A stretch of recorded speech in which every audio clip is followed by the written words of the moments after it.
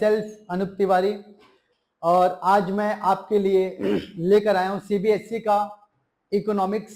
और आपको ये जानकर पता होना चाहिए, खुशी होना चाहिए कि आज मैं आपको वो चीज बताने जा रहा हूं जो आपके लिए बहुत इंपॉर्टेंट रखता है। सर, अपना ये जो सीबीएसई में इकोनॉमिक्स का पेपर है वो किस पैटर्न में है बहुत बच्चों को पता है, बट बहुत बच्चे अभी भी इस चीज से बहुत दूर है, बहुत दूर है। उस दूरी को कवर करने के लिए हमको यहां पर आना पड़ा और आपको यह बताना है कि आपका पेपर पैटर्न किस हिसाब से आएगा। आपके पास पेपर पैटर्न में दो पार्ट्स रहेंगे, पार्ट ए और पार्ट बी। कुछ कुछ टॉपिक्स में अपने डिस्कस भी करेंगे। जहां जहां आपको प्रॉब्लम्स होंगे आप प्लीज कमेंट करिएगा, मैं उस प्रॉब्लम्स के ऊपर आपके एक और वीडियो बना के दूंगा आपको। और अब मैं आपको बताने जा रहा हूं पार्ट ए में आपको कैसे प्रिपेयर करना है, पार्ट बी में आपको कैसे प्रिपेयर करना है। जितना भी चीज मैं बोल रहा हूं प्लीज उस चीज को आप माइंड में रखिएगा और उसको एग्जाम में जाके जरूर अप्लाई करिएगा। इसका बेनिफिट आपको रिजल्ट में जरूर देखने को मिलेगा। आपके पास दो पार्ट है, पार्ट ए और पार्ट बी, जैसा कि आपको दिखाई दे रहा है। पार्ट ए जो है आपका वो है introductory of macro economics, introductory of macro economics. Part A में आपको दिखा introductory of macro economics. Sir, what do you mean by macro economics? As we know there are two branches of economics, number one is microeconomics and two is macroeconomics।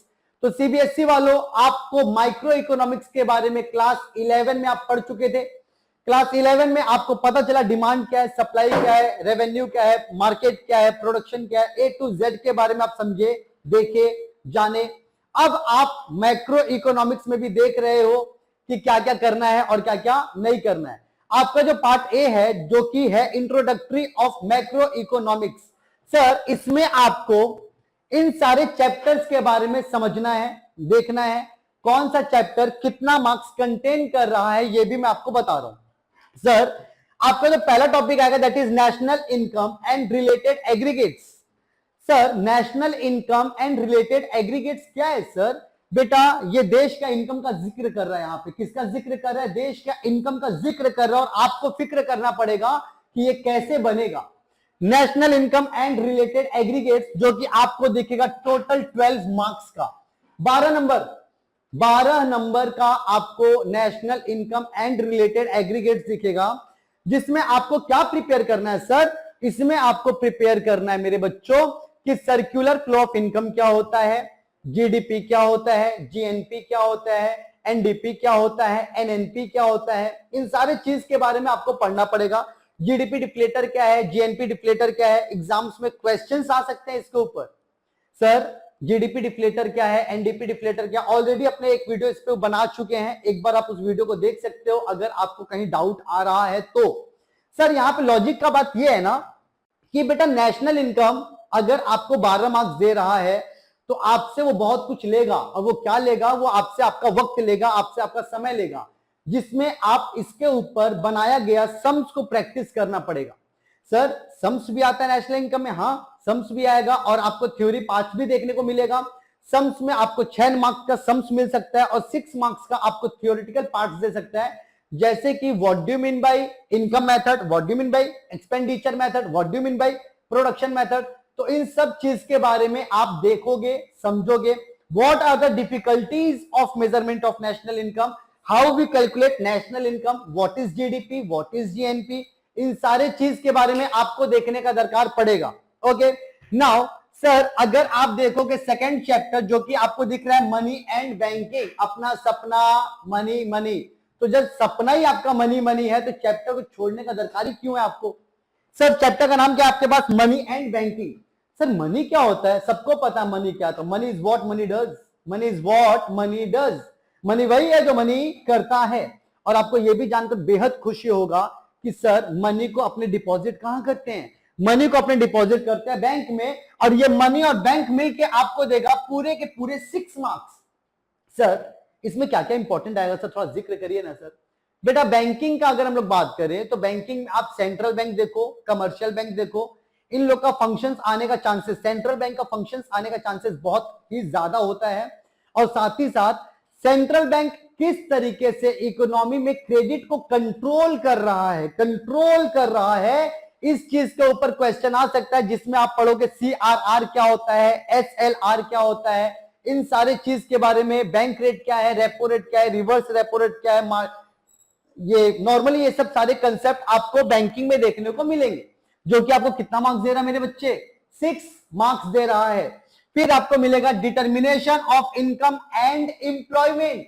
Sir determination of income and employment क्या है sir? बेटा अगर अपने बात करेंगे determination of income and employment का, तो determination of income and employment के ऊपर भी हमारा वीडियो बन चुका है, आप उस वीडियो को देखिएगा। और ये चैप्टर आपको कितने मार्क्स का है? 10 मार्क्स, 10 नंबर का है ये चैप्टर, जिसमें एम्प्लॉयमेंट का पार्ट तो बहुत ही ज्यादा इजी होता है, जिसमें आपको सिर्फ इतना पढ़ना है कि what are the types of unemployment. Employment नहीं बोल रहे हम, अनएम्प्लॉयमेंट, जिसमें आप देखोगे disguised unemployment, seasonal unemployment, educated unemployment, technological unemployment, voluntary unemployment. These are the types of unemployment. बहुत सारे बच्चों को यह भी नहीं पता होता है कि there are only 2 types of unemployment, only 2 types of unemployment. Number 1 is rural unemployment, number 2 is urban unemployment. Sir rural क्या होता है, अर्बन क्या होता है? अरे गांव देहात वाले को आप बात कर रहे हैं यार, किसका बात कर रहे हैं? गांव देहात वाले। जो गांव देहात में ऐसे लोग बेरोजगार होते हैं उनको हम लोग बोलते हैं these are the rural unemployment person। और जो इंसान शहर में कहां पे? शहर में, जो इंसान शहर में बेरोजगार होते हैं उनको हम लोग बोलते हैं अर्बन अनएम्प्लॉयड पर्सन। तो सर टाइप्स ऑफ अनएम्प्लॉयमेंट आपके लिए बहुत इंपॉर्टेंट रोल प्ले करेगा। साथ में जब बात करेंगे डिटर्मिनेशन ऑफ इनकम का, तो सर इनकम का 2 पार्ट होता है, कंजम्पशन और सेविंग्स। कंजम्पशन में आप देखोगे average propensity to consume, marginal propensity to consume. Savings में आप देखोगे average propensity to save, marginal propensity to save. इस चीज के बारे में आपको देखने मिलेगा, इसके ऊपर सम्स भी आएंगे, तो प्लीज डायग्राम्स आएंगे, आप अच्छे से करिएगा। नेशनल इनकम के ऊपर ऑलरेडी वीडियो हमने थ्रो कर चुका है, determination of income and employment के ऊपर भी हमने वीडियो अपलोड कर चुका है। तो अभी बच्चों national income and related aggregates आपको कितने मार्क्स का मिलेगा? 12 नंबर का मिलेगा। National income and related aggregates आपको कितने मार्क्स का मिला?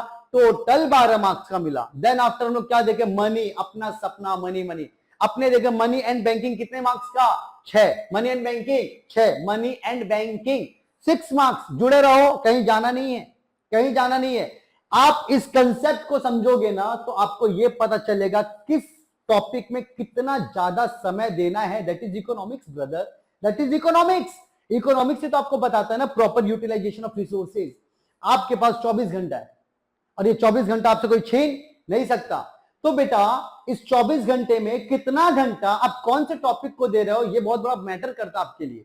तो बेटा इकोनॉमिक्स पढ़ते पढ़ते आपके जहन में, आपके दिमाग में ये चीज होना चाहिए कि आप किस चीज को किस समय यूटिलाइज कर रहे हो। तो फोकस अच्छे से करते रहिएगा। पहला चैप्टर क्या था? National income and related aggregates. कितने मार्क्स का था? 12 मार्क्स का था। फिर क्या आया? अपना सपना, मनी कहां डिपॉजिट होता है? बैंक में डिपॉजिट होता है। कितने मार्क्स का था? 6 मार्क्स का था। फिर आपको क्या दिखा? Income determination and employment. ये आपको कितने मार्क्स का दिखा? पूरे 10 मार्क्स का दिखा। फिर आपको दिखा बेटा government budget and the economy. Sir what do you mean bye budget sir? Budget sir, अरे हाल फिलहाल में अभी अपनी फाइनेंस मिनिस्टर जी इशू किए बजट सर फरवरी में, after taking the permission of parliament. After taking the permission of parliament, parliament आपको बोलेगा कि जाओ प्रेसिडेंट आपको गाइड कर दे, जाओ बजट लेकर जाओ, और आपको बजट फरवरी में देना पड़ता है। तो बेटा बजट है क्या? Budget is a anticipated, not actual, anticipated, proposed, जिसमें गवर्नमेंट आपको यह बताता है कि इस साल मेरे को इतना रुपया मिलने वाला है और इस पैसे को हम इधर इधर इधर इधर खर्चा करेंगे। That is your budget. Sir आप भी बजट बनाते हो बेटा, आप भी बजट बनाते हो। किसी का बर्थडे प्लान करना है, किसी का एनिवर्सरी प्लान करना है, किसी का न्यू बेबी बॉर्न प्लान करना है, कुछ भी प्लानिंग करने के लिए आप सबसे पहले अपना बजट देखते हो कि आपके पास कितना रुपया है। जब आप बजट देखते हो फिर उस बजट के हिसाब से आप बताते हो इतना पैसा मैं इस चीज में खर्चा करूंगा, इतना इस चीज में, इतना इस चीज में। फिर जाके आप एक प्रॉपर क्लियर हो पाते हो, जो कि हम लोग बोलते हैं यहां पे हम लोग अपने बजट का बात कर रहे हैं, गवर्नमेंट के बजट का बात कर रहे हैं। Yes we are talking about the government's budget. हम यहाँ पे गवर्नमेंट के बजट का बात कर रहे हैं, जो कि आपको कितने मार्क्स से दिखेगा? 6 मार्क्स का। बहुत ही इजी टॉपिक है, बहुत ही इजी टॉपिक है। अच्छा एक बात बताओ, अगर गवर्नमेंट का रेवेन्यू ज्यादा है, एक्सपेंडिचर कम है, गवर्नमेंट का रेवेन्यू ज्यादा है, एक्सपेंडिचर कम है, तो गवर्नमेंट को तो सरप्लस हो रहा है ना बाबा। क्या हो रहा है, क्या हो रहा है, सरप्लस हो रहा है। अगर गवर्नमेंट का एक्सपेंडिचर ज्यादा है और रेवेन्यू कम है, गवर्नमेंट का एक्सपेंडिचर ज्यादा है, रेवेन्यू कम है, जब एक्सपेंडिचर ज्यादा होगा और रेवेन्यू कम होगा तो ऑब्वियस सा बात है गवर्नमेंट को लॉस हो रहा है। क्या हो रहा है, लॉस, जिसको हम लोग डेफिसिट बोलते हैं। क्या बोलते हैं, डेफिसिट बोलते हैं। क्या बोलते हैं, बोलो ना, डेफिसिट बोलते हैं। उसका बैलेंस जो बजट है ना, बजट वो डेफिसिट में आ गया। कहां आ गया सर, ओ सर, जितना रेवेन्यू उतना एक्सपेंडिचर, जितना रेवेन्यू उतना एक्सपेंडिचर, जितना रेवेन्यू उतना एक्सपेंडिचर, बैलेंस्ड हो गया। क्या हो गया, बोलो ना, क्या हो गया, बैलेंस्ड बजट हो गया। क्या हो गया, बैलेंस्ड बजट हो गया, बैलेंस्ड हो गए हम। जितना मेरे को रेवेन्यू मिलना था उतना मेरा एक्सपेंडिचर भी हो गया, that is balanced. Are you through with this? Sir 6 marks लेता है सर, 6 मार्क्स। हल्का सा दिमाग लगाओगे ना बेटा, एक एक चीज को फाड़ के पढ़ लोगे, फाड़ के पढ़ लोगे। ट्रस्ट मी, बस स्मार्ट वर्क करना, गधा वाला मेहनत नहीं करना, स्मार्ट बुद्धि लगाना है, अपना काम बनता। हाँ, समझते हो सब कुछ। आइए बेटा, आपको दिखेगा बैलेंस ऑफ पेमेंट। क्या दिखेगा आपको मेरे बच्चों, balance of payment, balance of payment. Sir balance of payment क्या है सर, क्या है बैलेंस ऑफ पेमेंट? बेटा बैलेंस ऑफ पेमेंट का अगर अपने बात करें ना, तो बैलेंस ऑफ पेमेंट के दो बेटे हैं, कंपोनेंट्स जिसको बोलते हैं। क्या बोलते हैं, कंपोनेंट्स बोलते हैं। क्या बोलते हैं, बोलो, किसका बच्चा है, बैलेंस ऑफ पेमेंट का बच्चा है। भैया बैलेंस ऑफ पेमेंट जो है ना, इसका आपको दो कंपोनेंट्स देखने को मिलेगा भैया। That is number 1 is current account. कौन सा account, current account. Number 2 is capital account. कौन सा अकाउंट, कैपिटल अकाउंट। सर ना बैलेंस ऑफ पेमेंट पे दो कंपोनेंट्स है। हाँ, बैलेंस ऑफ पेमेंट तुम्हारे कितने बच्चे हैं, किसका बच्चा है, बोलता है बैलेंस ऑफ पेमेंट का बच्चा है। तो बैलेंस ऑफ पेमेंट का कितना बच्चा है, दो बच्चा है। कौन कौन सा, बोलो, करेंट और capital. Very good, once more, balance of payment का कितना बच्चा है, दो बच्चा है। पहला बच्चा का नाम क्या है, करंट वाला बच्चा, दूसरे बच्चे का नाम क्या है, कैपिटल वाला बच्चा। तो सर बैलेंस ऑफ पेमेंट में ये क्या है सर, बेटा बैलेंस ऑफ पेमेंट में 6 मार्क्स, ये भी 6 मार्क्स दे रहा आपको, 6 मार्क्स दे रहा आपको। बैलेंस ऑफ पेमेंट में आपको यह सीखना होगा कि करंट अकाउंट क्या है, कैपिटल अकाउंट क्या है। सर करंट अकाउंट क्या होता है बेटा, करंट, रेगुलर शॉर्ट टर्म वाले एसेट्स का बात कर रहे हैं। सर कैपिटल अकाउंट बेटा बड़ा बड़ा लोन ले रहे हैं, एसेट्स मंगवा ले रहे हैं, इंपोर्ट करवा ले रहे हैं, लॉजिक समझो। तो सर करंट अकाउंट और कैपिटल अकाउंट को आपको पढ़ना है, और इसी का एक पार्ट है फॉरेन एक्सचेंज रेट, इसी का ये पार्ट है foreign exchange rate. Sir balance of payment क्या है सर, समझो, समझो बेटा। बैलेंस ऑफ पेमेंट हम लोग विद इन द कंट्री के लिए नहीं बनाते। If there is any trade takes place within the country, that trade is known as internal trade ना बच्चा। अगर कोई भी ट्रेड, लेन देन, लेवा बेची आप कंट्री के बाउंड्री के अंदर कर रहे हो, वो कौन सा ट्रेड है, इंटरनल ट्रेड है। बट सर अगर आप बाउंड्री लक्ष्मण रेखा पार करोगे तो कौन सा ट्रेड होगा, इंटरनेशनल ट्रेड होगा। बोलो कौन सा ट्रेड होगा, इंटरनेशनल ट्रेड होगा। सर जैसे ही बात आता है इंटरनल और इंटरनेशनल ट्रेड का, तो बेटा इंटरनेशनल ट्रेड में आपको एक्सचेंज रेट को तो मेंटेन करना पड़ेगा, एक्सचेंज रेट को मेंटेन करना पड़ेगा। Sir what is exchange rate, the rate at which one currency are converted into another currency. The rate at which one currency are converted into another currency is known as exchange rate। दो types का, दो type का। जैसे balance of payment का कितना बच्चा, दो बच्चा, करंट वाला बच्चा, कैपिटल वाला बच्चा, है ना।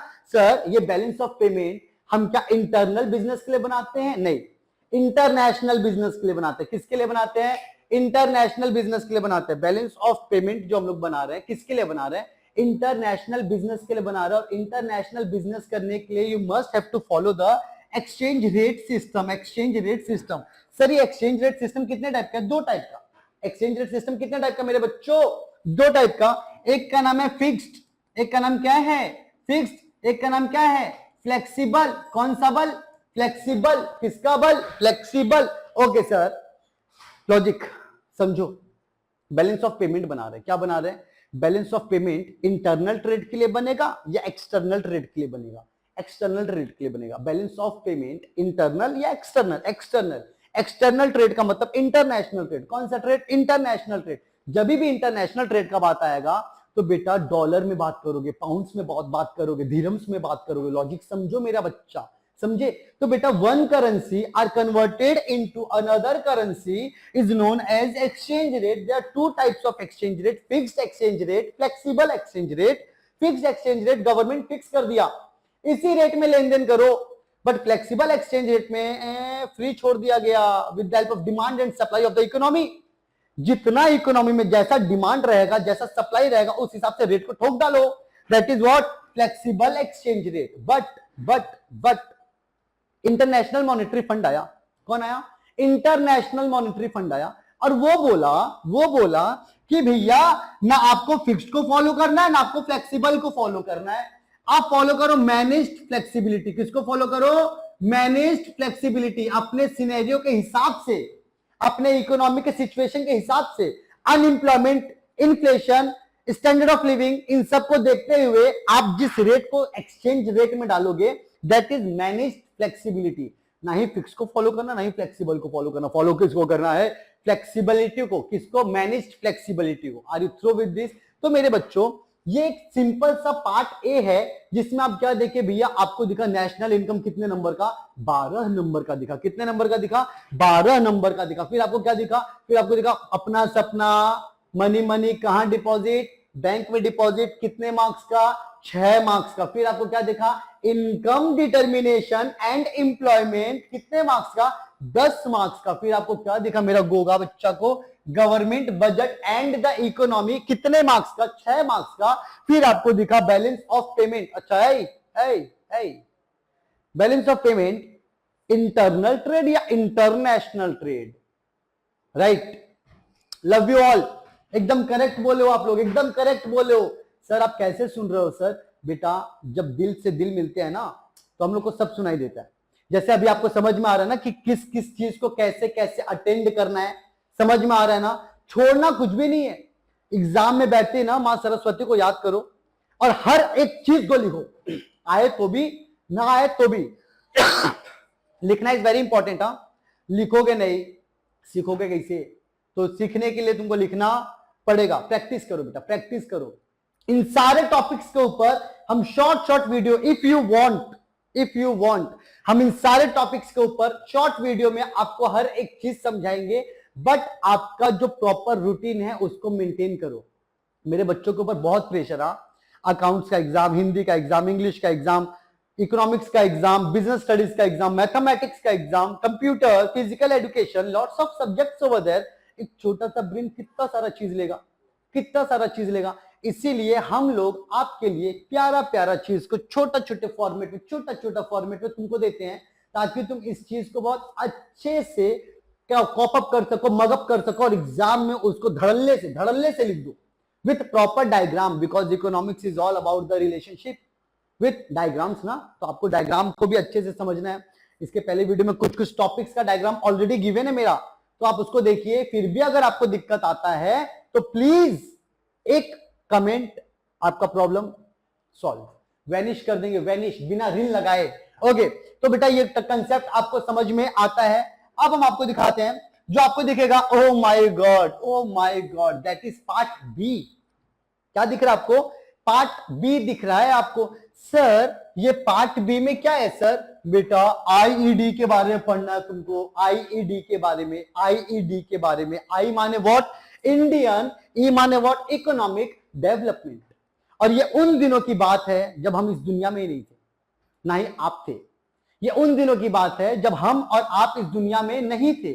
मतलब यहां पे हम लोग उन सारे टॉपिक के बारे में समझेंगे, देखेंगे, जानेंगे, सीखेंगे जिसके बारे में हम सुने हैं, किताब में पढ़े हैं, एग्जाम में लिखेंगे, बट आंखों से देखे नहीं है। तो बेटा यहां पे आपको जो चीज दिखेगा वो आपको दिख रहा है यूनिट 4 में, जो आपको दिखा development experience and economic reform.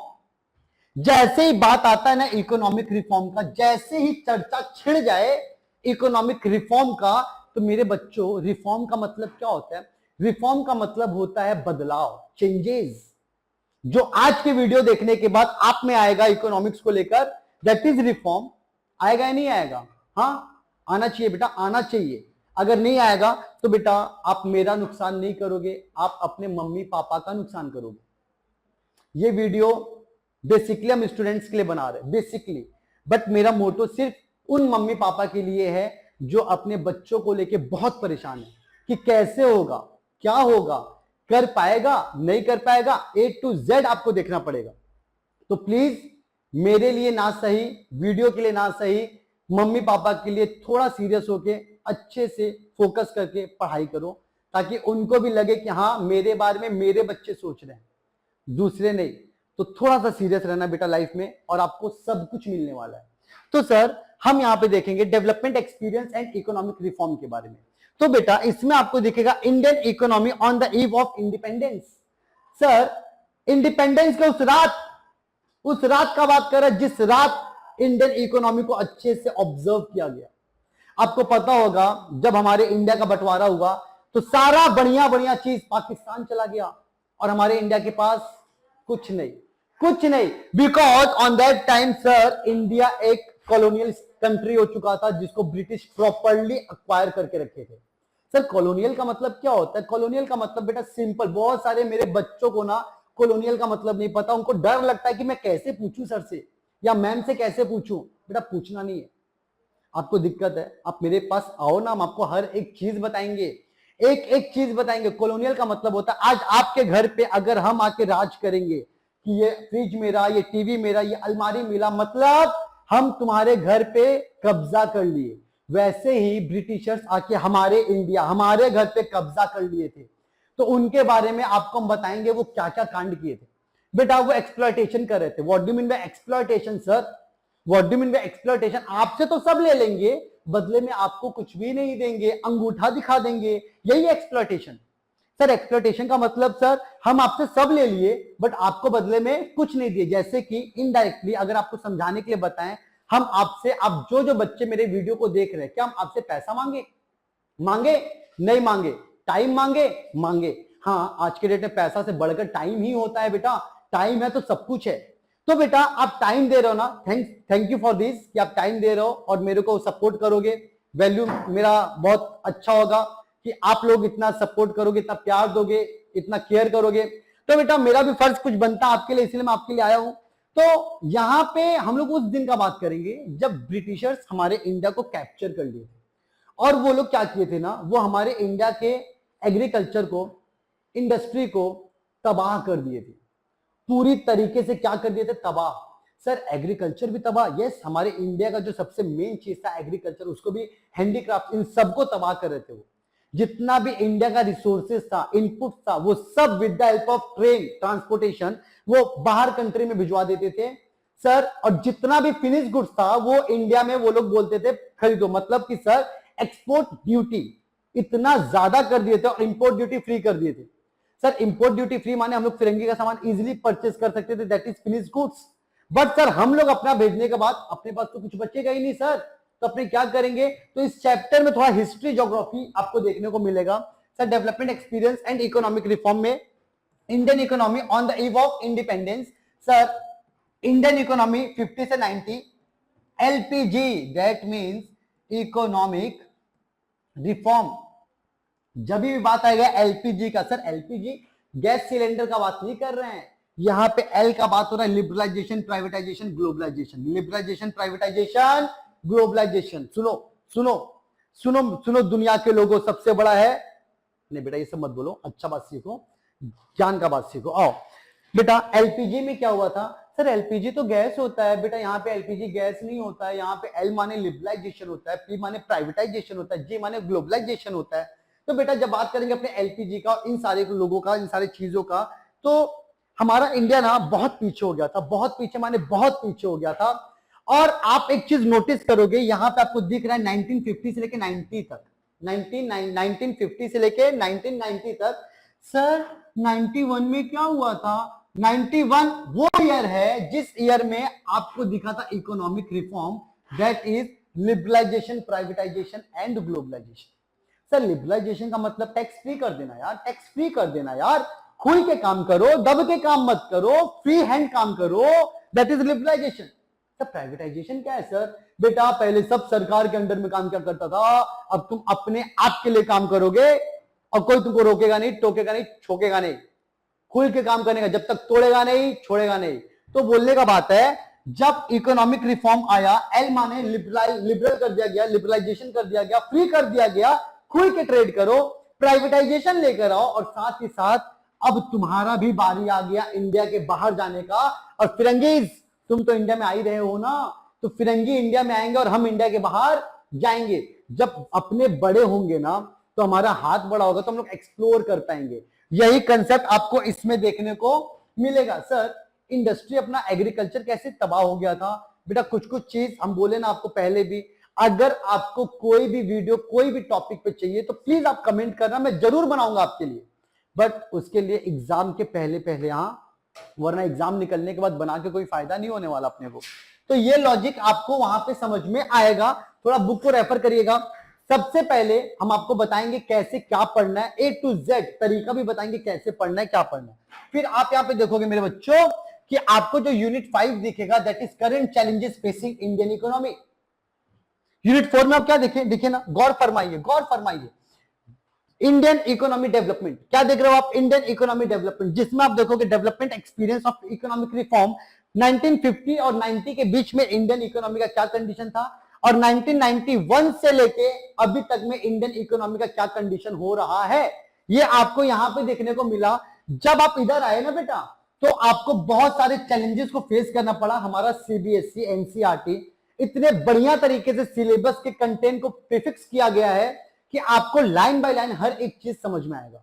अब आप देखोगे सर, जब इंडियन अपना 1991 क्रॉस हुआ, उस समय हमको बहुत सारे चैलेंजेस को फेस करना पड़ा था, जैसे कि गरीबी को लेके। किसको लेके? गरीबी, पोवर्टी। पोवर्टी बेटा, गरीबी। बेटा आपको बताएं, एक बात आपको बताना भूल गया, सुनिए। ये चीज आप देख रहे हो, ये सारा चीज देख रहे हो, आप ये भी देखे होंगे ना, ये सब मिला के आपको कितने मार्क्स का मिलेगा? 12 marks, only 12 marks, only 12 marks. तो लॉटरी है ये आपके लिए, लॉटरी है। फोकस किसमें करना आपको? एलपीजी में फोकस करना है, बाकी जी में फोकस नहीं बेटा। एलपीजी में, नॉट इन पार्ले जी में। बेटा जी तो वो भी है, जी तो ये भी है, बट आपको फोकस पार्ले जी में करना है या एलपीजी में करना है, ये आप डिसाइड कर लो। पार्ले जी खाओगे तो जीनियस नहीं बन पाओगे, एलपीजी पढ़ोगे तो थोड़ा बहुत जीनियस का हरकत आपके अंदर दिखेगा।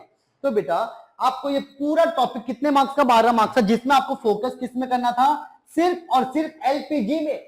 सर ये तो आपको हिस्ट्री जैसा लगेगा, पता होगा आपको, थोड़ा रीड करोगे, माइंड एक्सप्लोर होगा, समझ पाओगे कि हमारे ऊपर क्या क्या दबाव पड़े थे, हम किस तरीके से अपने दबाव को झेल रहे थे। सर लिबरलाइजेशन, प्राइवेटाइजेशन, ग्लोबलाइजेशन आने के बाद हमारा ये दबाव हटना स्टार्ट हुआ। फिर हम लोग आए, क्या क्या चैलेंजेस फेस करना पड़ा? तो गरीबी, देश में गरीबी भर भर के आ गया था। अपने बगल वाले से कभी पैसा मांगो, है भाई पैसा नहीं है। बहन से मांगो, यार पैसा नहीं है। पैसा कौन देगा आपको? सिर्फ कौन? कौन? पापा, मम्मी। सर वो भी नहीं देते, थोड़ा छोटे हो ना यार, हिसाब से मांगा करो। अब छोटे हो तुम, हुक्का हुक्का पीने के लिए पैसा मांगोगे, पापा पैसा देंगे? थप्पड़ देंगे तुमको। आओ, poverty, these are the challenges faced by an economy. Sir गरीबी को लेकर हम लोग को प्रॉब्लम फेस करना पड़ा, वो गरीबी को लेकर प्रॉब्लम फेस करना पड़ा सर अपने को। वो गरीबी क्या है सर? बेटा पोवर्टी माने क्या? पोवर्टी का मतलब ये नहीं होता कि मेरे पास पैसा नहीं है, that is not poverty, that is not poverty. Sir basic necessities नहीं है हमारे पास, food, cloth, shelter, health, education नहीं है तो तुम गरीब हो। घर है, हाँ। पैसा है, हाँ। हेल्थ है, हाँ। एजुकेशन है, हाँ। तो क्या गरीब है? नहीं पैसा उतना नहीं है, तो बेटा तुम गरीब नहीं हो। गरीबी, पॉवर्टी का मतलब क्या? Minimum subsistence of life. अगर आप अर्न नहीं कर पा रहे हो तो आप गरीब हो। Food, cloth, shelter, health, education बहुत जरूरी है, बहुत जरूरी है। अगर आपके पास ये 4-5 चीज है तो you are not considered as a poverty. There are two measurement of poverty: absolute measurement, relative measurement. Absolute, relative. What are the causes of poverty? Exam में दिखेगा आपको। कॉजेज, कारण क्या है ये गरीबी का? हाई पॉपुलेशन ग्रोथ, सबसे बिगेस्ट कारण है गरीबी का, हाई पॉपुलेशन ग्रोथ। समझ में आ रहा है? बहुत कुछ मिलेगा आपको बुक में, आप रीड करोगे, मैं बताऊंगा कैसे कैसे, मैं आपको सब कुछ कंटेंट बताऊंगा, आप उस कंटेंट को बस फॉलो करते रहना मेरे बच्चों। सिर्फ और सिर्फ आपको क्या करना है? फॉलो करना है। तो बेटा आपको यहां पे ये दिखा कि सर पॉवर्टी का मतलब हम लोग को ये देखना है, पॉवर्टी क्या है? पॉवर्टी गरीबी। सर गरीबी का मतलब बेसिक नेसेसरीज यार, अगर लाइफ में आपके पास नहीं है तो you are considered as a poverty. हमने ये नहीं कहा कि एब्सोल्यूट के हिसाब से, रिलेटिव के हिसाब से, वो आपको पढ़ना पड़ेगा। फिर भी अगर आपको समझ में नहीं आएगा तो मेरे बच्चे हम बैठे हैं आपको समझाने के लिए, आई प्रॉमिस। जितना ज्यादा हो सकेगा मैं आपके मम्मी पापा के लिए करूंगा, सिर्फ आपके लिए, कोई सीन ही नहीं है। अगेन आई टोल्ड, ये मेहनत, ये जुनूनियत मैं सिर्फ उन माता पिता के लिए कर रहा हूं, उन पेरेंट्स के लिए कर रहा हूं जो अपने बच्चों को लेके बहुत परेशान है बेटा। तो जब हम आपके मम्मी पापा के बारे में इतना सोच रहे हैं तो आपका भी कहीं कहीं फर्ज बनता है कि आप अपने मम्मी पापा के बारे में सोचो, उनके इन्वेस्टमेंट के बारे में सोचो जो वो आपके ऊपर कर रहे हैं। अगर आज आप उनके इन्वेस्टमेंट का रिटर्न प्रॉपर नहीं दोगे तो फ्यूचर में कर्मा, आप लोग का सो कॉल्ड वर्ड आया ना कर्मा, सर कर्मा आपको बहुत भोगना पड़ेगा फिर। अगर आप अपने का इन्वेस्टमेंट लॉस करा रहे हो तो आपका इन्वेस्टमेंट कैसे सक्सेसफुल होगा? आप उनके इन्वेस्टमेंट का केयर करो, आपका इन्वेस्टमेंट प्रॉपर होगा, उसका आपको रिटर्न भी अच्छा मिलेगा फ्यूचर में। फिर आता बेटा human capital formation. Human capital formation में क्या है सर? बेटा ह्यूमन कैपिटल फॉर्मेशन में क्या है? I am a human capital formation. मैं अपने आप को एज अ रिसोर्स आपके सामने रखा हूं। सर आपका रिसोर्स आपका मोबाइल है, राइट? बट उस मोबाइल के अंदर कौन है? मैं आऊंगा ना, जब आप सर्च करोगे देखोगे तो मैं आपको दिखूंगा ना, और जब मैं आपको दिखूंगा बेटा तो बेटा I am playing role of human capital formation. मेरे पास पैसा नहीं था लगाने को, मेरे पास मेरा स्किल्स, मेरे पास मेरा ब्रेन, मेरे पास मेरा नॉलेज था लगाने को, जो मैंने लगाया। तो ह्यूमन कैपिटल फॉर्मेशन हमको सर ये कहां से मिलेगा? पढ़ाई से मिलेगा, फॉर्मल एजुकेशन से मिलेगा, इनफॉर्मल एजुकेशन से मिलेगा, बहुत सारा चीज देखने को मिलेगा इसमें। ये भी आपको पढ़ना पड़ेगा, आपको मिलेगा। गांव देश का भी तो डेवलपमेंट होना जरूरी है सर। गांव देश, रूरल एरियाज में अगर डेवलपमेंट नहीं होगा, आपको पता है रूरल एरियाज में सबसे बड़ा एपेक्स बैंक कौन है? नाबार्ड। कौन है बेटा? नाबार्ड। सर जैसे आरबीआई सेंट्रल बैंक है, central bank, father of all the banks is known as RBI, वैसे गांव में एपेक्स बैंक कौन है? नाबार्ड है बेटा। कौन है? नाबार्ड है। तो आपको नाबार्ड के ऊपर फोकस करना होगा बेटा। रूरल डेवलपमेंट में ना किसान बहुत फंसे रहते हैं। जैसे मैं आपको बताया ना, आप जब इस वाले टॉपिक में पढ़ोगे ना तो मैं आपको एक चीज बताता हूं, पार्ट बी। इस जगह आपको एक चीज देखने को मिलेगा, ये जो है ना सर, जैसे एग्रीकल्चर को लेके, इंडस्ट्रीज को लेके हम लोग ये सब जो देखेंगे, इसमें हमको ये चीज समझना है। एग्रीकल्चर में क्या हुआ था बेटा, मैं आपको बताता हूं। एग्रीकल्चर एरियाज के बारे में बताता हूं। एक थे बेटा गवर्नमेंट। कौन था? गवर्नमेंट। फिर कौन था? टीलर्स। कौन थे बेटा? टीलर्स। ठीक है। फिर थे ओनर्स। कौन थे बेटा? ओनर्स। सर समझिए मेरे बात को, अच्छे से समझिए, अच्छे से समझिए। ये ओनर्स को हम लोग प्यार से बोलते हैं जमींदार। क्या बोलते हैं? जमींदार। क्या बोलते हैं बेटा? बोलो ना, जमींदार। समझो क्या होता है। ये ब्रिटिशर्स क्या किए थे उस समय? गवर्नमेंट का मतलब क्या? फॉरेनर्स, फिरंगीज। ये लोग जमींदार को एक फिक्स्ड रेंट चार्ज करते थे। क्या चार्ज करते थे? Fixed rent. इन्हीं के जमीन का सोचो। और ये लोग अपने जमीन पे इन टीलर्स के हेल्प से खेती करवाते थे। जब वो लोग खेती करते थे तो ये जमींदार इससे मुंह मांगा पैसा चार्ज करता था, मुंह मांगा। अगर गवर्नमेंट इसको बोला आपको 10,000 देना पड़ेगा, गवर्नमेंट बोला जमींदार को आपको कितना देना पड़ेगा? 10,000। तो सर इस 10,000 के लिए ये जमींदार इसको बोलता था हमको 50,000 चाहिए होगा, और ये 40,000 एक्स्ट्रा रख के ये लोग अपना सुपीरियर लाइफ जीते थे बेटा, लग्जरियस लाइफ जीते थे। बट इन बेचारों का क्या? खत्म, कुछ नहीं कर सकते। तो इन सारी चीज के बारे में आपको वहां पे पढ़ने को मिलेगा। तो अब यहां पर हम लोग बात करेंगे। तो इसलिए अपने को रूरल एरियाज में भी डेवलपमेंट चाहिए। हमारे बहुत सारे फार्मर्स ऐसे हैं जिनके पास प्रॉपर एडुकेट पैसा नहीं है। पैसा नहीं रहेगा तो वो लोग इन्वेस्टमेंट नहीं कर पाएंगे, खेती नहीं कर पाएंगे, जिसकी वजह से गवर्नमेंट, हमारे जो गवर्नमेंट है, बहुत छोटा छोटा डिपार्टमेंट, हर एक गांव में कुछ डिपार्टमेंट बना दिया गया जहां से किसान आराम से लोन लेके अपने खेती को कर सकते हैं और करके अपने प्रोडक्टिविटी को बढ़ा सकते हैं। जब प्रोडक्टिविटी बढ़ेगा तो किसान में कहीं ना कहीं कमाई होगा और रूरल एरियाज में डेवलपमेंट आपको देखने को मिलेगा, जो कि अभी आप देख रहे हो। अभी शहर से ज्यादा डेवलप कौन कर रहा है मेरे बच्चों? रूरल कर रहे हैं। रूरल एरियाज बहुत डेवलप कर रहे हैं, बहुत डेवलप कर रहे हैं। फिर आपको देखने को मिलेगा employment growth, informational and other issues. इसके बारे में भी आप पढ़ोगे, उसमें भी एम्प्लॉयमेंट क्या है, कैसे आप एम्प्लॉयमेंट को काउंट कर रहे हो। सर ये ना जैसे पीके हुआ, जादू हुआ, कोई मिल गया में रोहित हुआ, ये सारे लोग ना एम्प्लॉयमेंट में कैलकुलेट नहीं होते बेटा, क्योंकि ये लोग काम नहीं कर सकते ना। अब छोटा छोटा बच्चा है, उसको तुम एम्प्लॉयमेंट में इंक्लूड कर दोगे? नहीं हो सकता। तो बेटा एम्प्लॉयमेंट का कैलकुलेशन होता है, वो आप बुक में देखोगे, कुछ कुछ जगह मैं आपको जो जो बोलूंगा वो आप देखते रहिएगा। फिर आपको देखा infrastructure, road, railway, hospitals, buildings देखने को मिलता है क्या जल्दी गांव देश में? नहीं। शहर में सर बड़ा बड़ा बिल्डिंग दिखता है सर, गांव में तो छोटा छोटा बिल्डिंग है ना। तो बेटा अभी गांव में भी तो डेवलपमेंट हो रहा है, अब गांव में भी आपको दिखेगा बड़ा बड़ा बिल्डिंग, गांव में भी अब आपको स्कूल, कॉलेजेस, हॉस्पिटल्स दिखेंगे। तो बेटा इंफ्रास्ट्रक्चर में भी गवर्नमेंट फोकस किया। इन्वायरमेंट एंड सस्टेनेबल डेवलपमेंट, हौले हौले करके डेवलपमेंट होगा। एक बार में गांव को शहर नहीं बना देंगे, एक बार में तुम मेट्रोपॉलिटन सिटी बन गया, ऐसा भी नहीं होगा। अब तुम पढ़ने बैठे हो, वीडियो देखोगे, एक ही दिन में सारा इकोनॉमिक्स कंप्लीट हो जाएगा, साल भर में नहीं हुआ। अभी कैसे होगा? तो आपको धीरे धीरे हौले हौले समय देना पड़ेगा, एक बार में सब नहीं पढ़ेंगे। हम आपको स्ट्रेटेजी बताएंगे कैसे पढ़ना है, ट्रस्ट मी फॉलो करेंगे, फेल नहीं होंगे आप, वादा है मेरा आपसे। फिर इन्फ्लेशन, महंगाई, आग लगा है, आग लगा है। मम्मी लोग के मुझे सुनते हो ना, आज सब्जी मंडी में आग लग गया। बेटा आग नहीं लगा, आग माने पैसा का आग, यहाँ पे महंगाई आ रहा है। तो मम्मी लोग बेचारी इतनी मासूम होती है ना, उनके मुंह से इन्फ्लेशन तो वो बोलेंगे नहीं, इसीलिए वो आके बोलते आग लगा पड़ा है मार्केट में। तो मार्केट में आग लगने का मतलब इन्फ्लेशन। इसका प्रॉब्लम एंड पॉलिसीज क्या है सर? इन्फ्लेशन क्या होता है बेटा? Creeping inflation, walking inflation. Inflation का मतलब होता है राइज इन द प्राइस। कोई भी कमोडिटी जनरल प्राइस में अगर इंक्रीमेंट आ रहा है, इंक्रीज हो रहा है, तो उसको हम लोग बोलते हैं इन्फ्लेशन हो रहा है। Sir causes of inflation is very important, very important. There are two causes of inflation. Number one is demand pull inflation and cost push inflation. कौन कौन सा इन्फ्लेशन?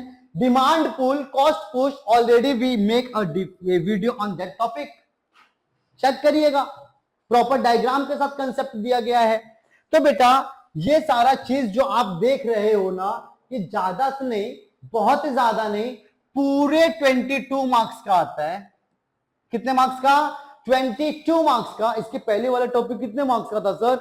ओ सर मैं भूल गया, ओ शिट, दिख गया 12 मार्क्स।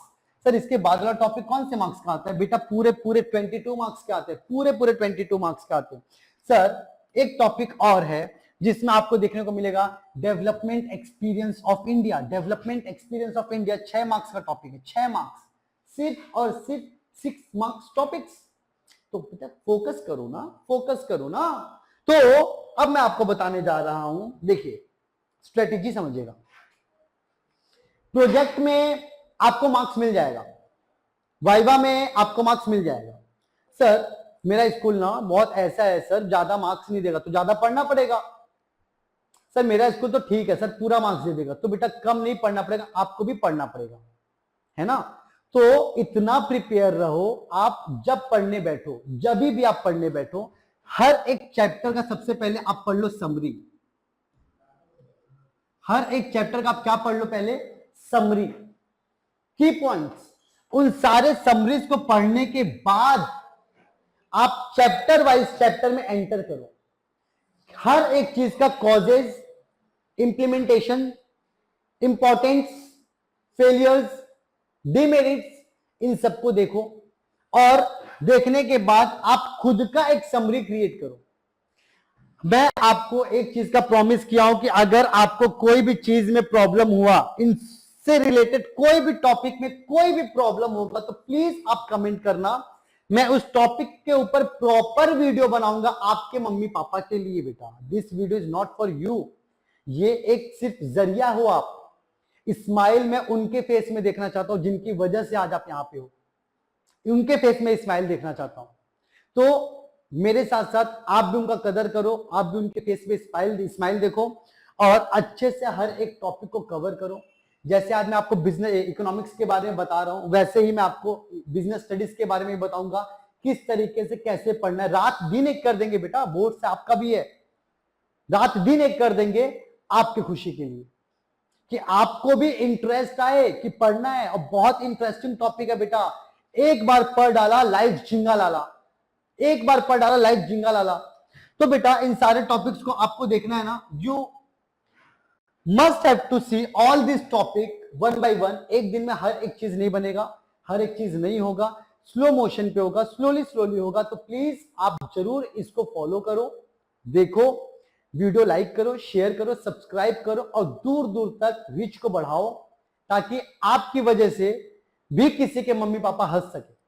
तो मेरा एक ही होप है मां सरस्वती से कि आप सब अच्छे मार्क्स से पास हो जाओ, अच्छा तरक्की करो। पता नहीं बहुत बच्चे को वीडियो अच्छा लगे ना लगे, मेरा काम सिर्फ मेरा मेहनत करना था बेटा, मेरा और इसके अलावा कोई काम नहीं। ऐसा नहीं कि इस वीडियो से मेरे को बहुत मैं करोड़पति बन जाऊंगा, नहीं, मेरे को नहीं चाहिए वो पैसा। मेरे को सिर्फ और सिर्फ आप सबके फेस पे स्माइल चाहिए। कब? जब आप इकोनॉमिक्स का एग्जाम देकर निकलोगे कि हाँ फाइनली कुछ अच्छा हुआ। डरना नहीं है बेटा, डरना तो है ही नहीं, टेंशन तो नहीं लेना है। सर टेंशन हो रहा है, नहीं लेना है बेटा टेंशन। एक बार अपने आप को टेंशन से निकालो। अगर आपको लग रहा है ना यार पढ़ाई नहीं हो रहा है, क्या करे कैसे करे, आईना के सामने खड़े हो जाओ और वही सेम प्रॉब्लम बताओ।